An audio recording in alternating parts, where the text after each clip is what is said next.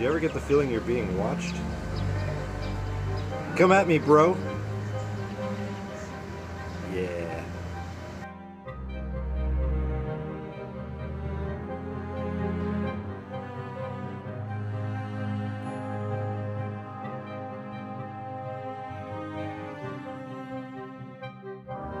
Welcome to the market. Some people refer to it as the slave market. No slaves were ever sold here. Think of this place as like a big giant farmer's market. They used to be manned by slaves, but they sold produce here and livestock and whatnot. Very similar to the French market in New Orleans in that same way. Very similar. The difference is that Charleston outdates New Orleans by quite a few many years.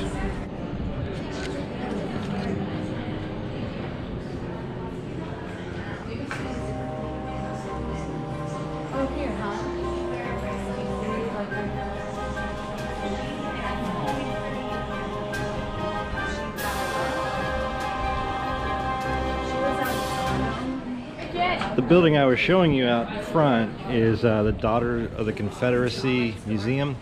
It was painted kind of like a red color, if you didn't notice that. That's actually the true ox blood color. You would paint that stuff with real ox blood. Can you imagine the flies back in the day? Hot, humid. Charleston is right on the water and this place is muggy. So if you're planning on coming here, just be prepared for that.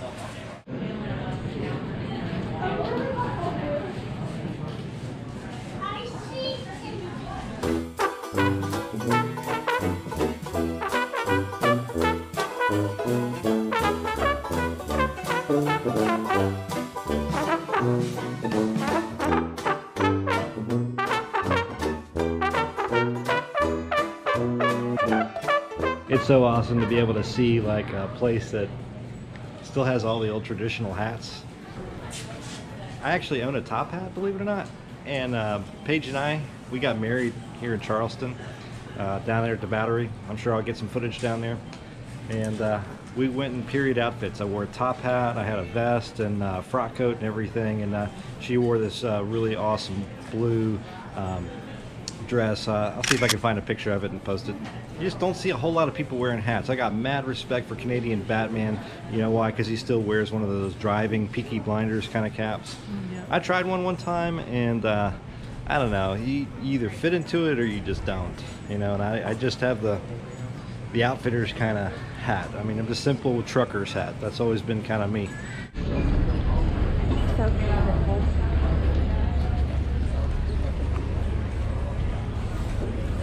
So we've entered the outdoor portion of the market, and it's all got fans and it's covered. So if you just want something to do and you're 100% bored, just like the French market, I don't really recommend buying anything here. Just look. But prices are usually really high. There's a really long waiting list to be a vendor and have a spot here. Matter of fact, you have to be here every day, whether it's raining or whatever the case might be, in order to make sure that you keep your spot. It's really odd. And if you don't show up that day, oh well.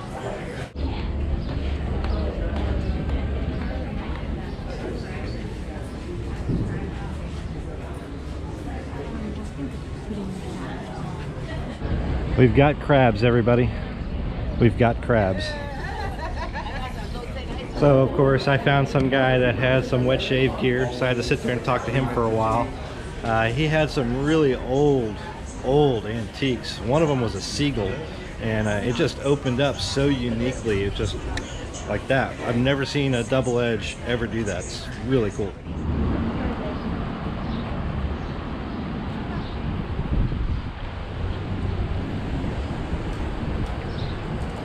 Little YouTube street art. So this is like the little tiny French Quarter area. Definitely a lot of French influence here, as well as Bahamian. And it's interesting is that this city was actually walled off completely, and That was to kind of keep people out, but it, or was it to keep people in? Or to keep people in, like Blackbeard and stuff like that. The real pirates, this was one of their stomping grounds. Just like New Orleans, Charleston is very much a port city. So they'd come up here from the Bahamas and do some trading. And in the background you can kind of see St. Philip's steeple. A lot of churches here. And dark alleyways. Everywhere you look, there's also these really awesome window boxes.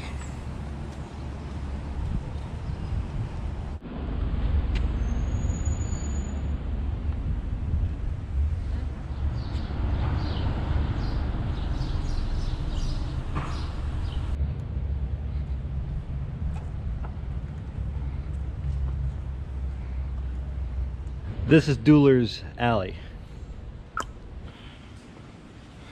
Take 10 paces.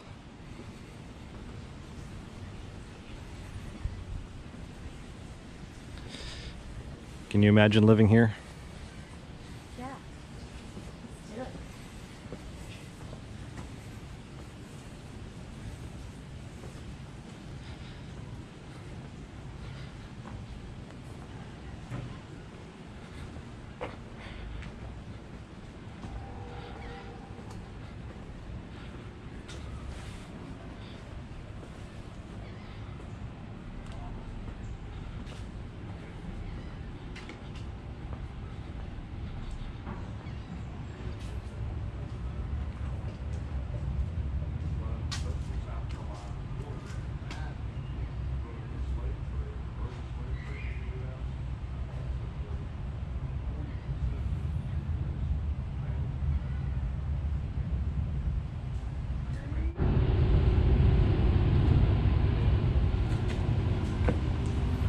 You see all these rocks here.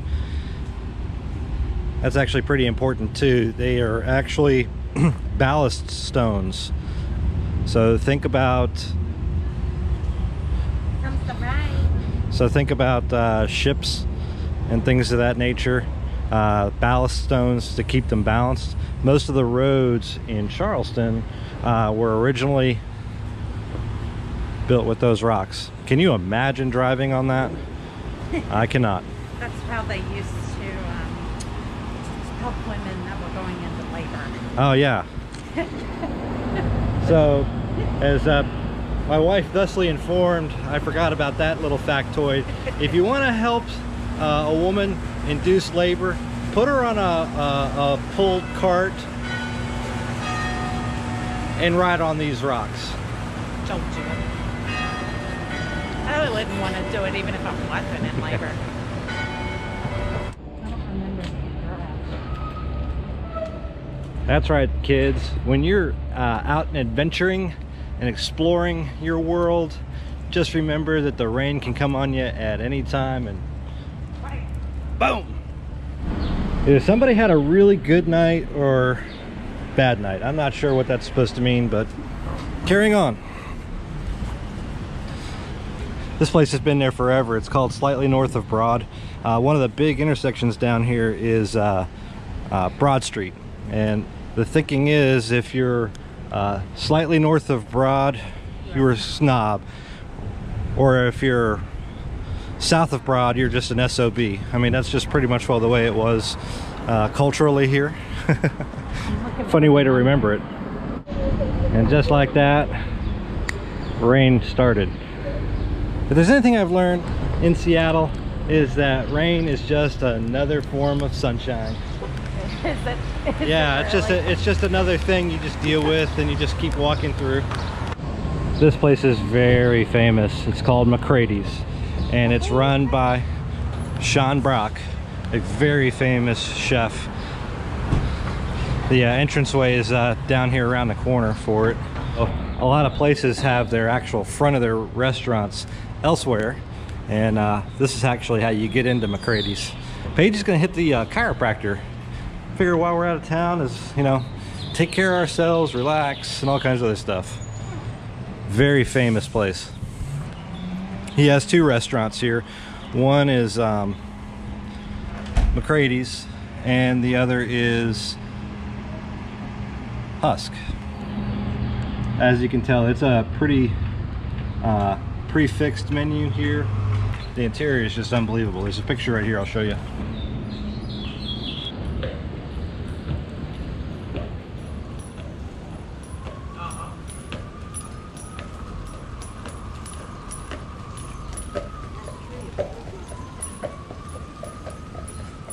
So there's actually more revolutionaries buried here in Charleston than anywhere else up in the north. And a lot of them are buried in St. Philip's and St. Michael's Episcopal Church. Very interesting. There is so much history of the United States that is right here. So why is that important? Illuminati. Maybe. So you got to figure the revolutionaries were really big into Masonry and that whole religion. By the way, you guys are going to constantly hear that bell going off. That is St. Philip's Episcopal, and it goes off right at the hour, and it is 12 o'clock Monday afternoon. So there's a lot more revolutionaries that are buried here, and again, they were really into the whole Masonic, lat long, everything has a meaning, subliminal messages, and all kinds of other stuff. So when I say Illuminati, it really exists, as do aliens, right? Right. So this is Lodge Alley, and in the United States, most of the founding fathers were Masons. This is also on a perfect lat long when you look at it on the map.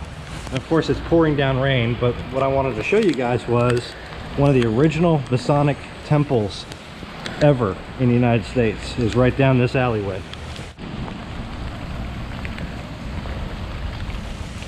Today it is used as a laundry, I do believe, for a hotel that's right here. But that's the entranceway to one of the oldest lodges in the country. How many deals and things were made behind those doors is beyond me.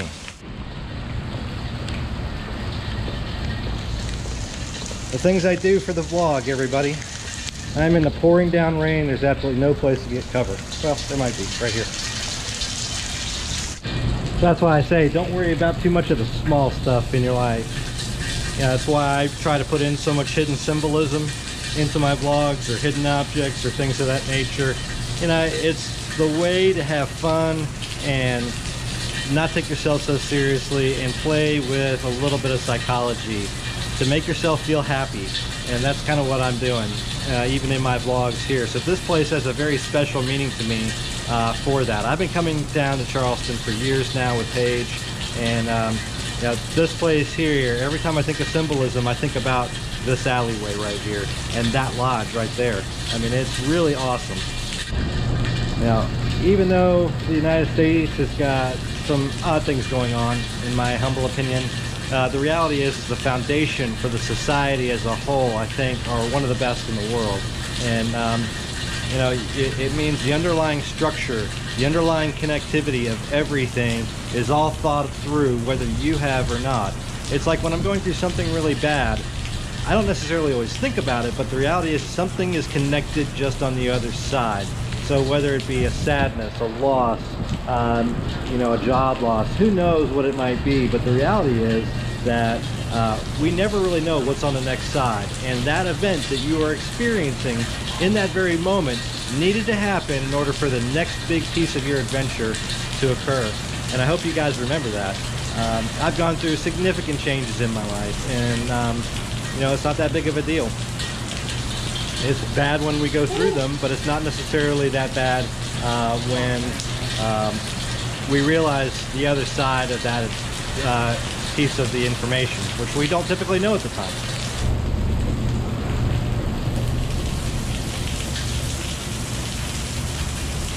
Adjustment is done, and we're gonna go get something to eat. One of my favorite restaurants in Charleston is a place called Poogan's, and they just opened up a couple of years ago this place called Poogan Smokehouse. There it is. I love me some barbecue, and if their barbecue is anything like Poogan's porch, ah.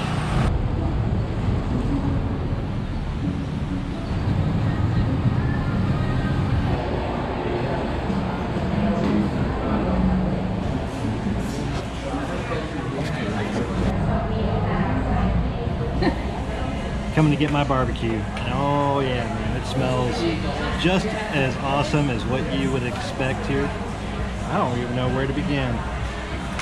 Pulled pork sandwich, more pork, pimento cheese. If you've never had pimento cheese, you absolutely must get pimento cheese.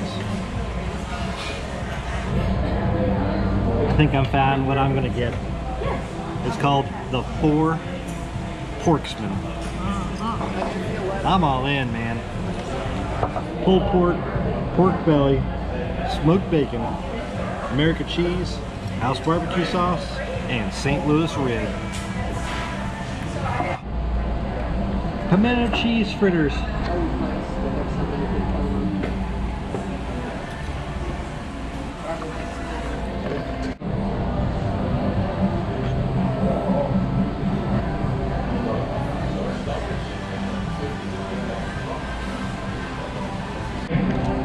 So do we hit the jackpot with this place? Yeah. Say hello to the Four Porksmen. Yes, that is a rib sitting on top of my sandwich. Unreal.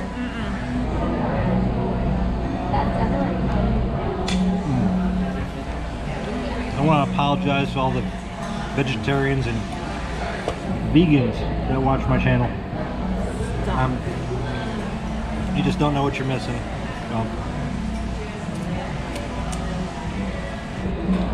I've had visions of that pork sandwich. Oh, that was amazing. So ridiculous.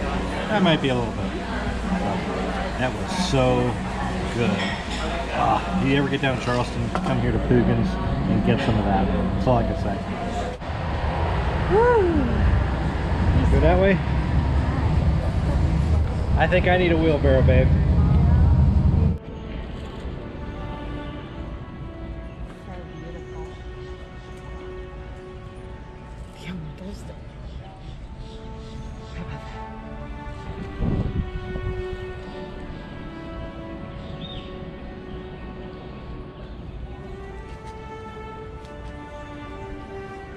Well, gang, thanks so much for joining us today.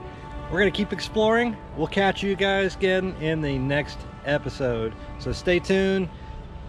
Paige and me, we're not getting buried, although I might after that pork sandwich. I might have like coronary or something like that. You never know. But anyways, we'll see ya.